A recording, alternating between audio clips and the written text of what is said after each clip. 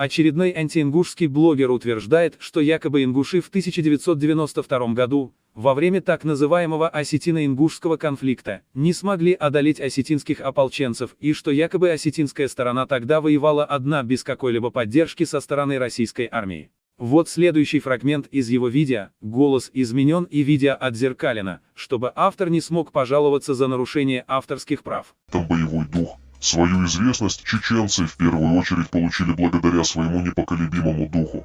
Что тут говорить, если чеченцы с 1994 по 1996 годы одержали победу над Россией, в то время, когда ингуши в 1992 году даже 3 дня не устояли против осетинских ополченцев.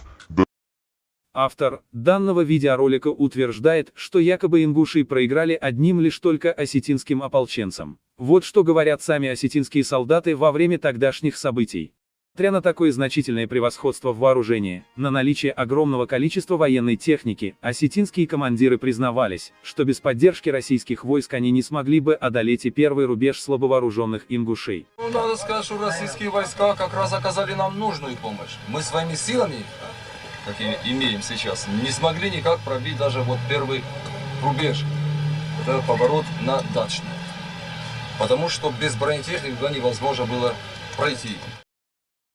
И вот что, в своем интервью, утверждает один из командиров юго-осетинских бандформирований, а именно то, что ингуши не будут воевать, пока российская армия поддерживает осетинскую сторону.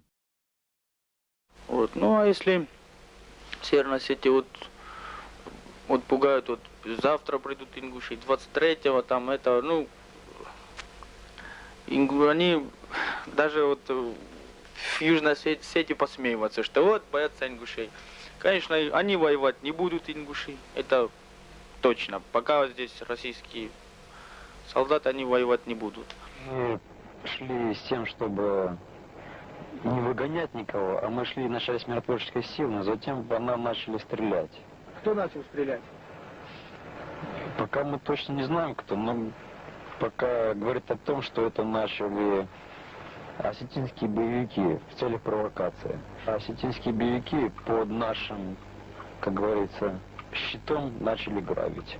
Россия здесь получилось, что она приняла какую-то одностороннюю сторону. Да. И вот по их телевидению, что интересно, самое меня интересует, пропаганда идет в одну сторону. Что ингуши бандитские формирования, потому что в первый день уже ингуши здесь никого не было. Здесь стариков так убивали одних. Знаешь, осетины, да. Вооружение вот у ингушей какое было, как вы сами видели?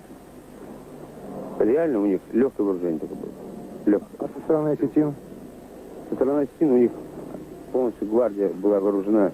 БТРы, тяжелые крупнокалиберные пулеметы, гранатометы.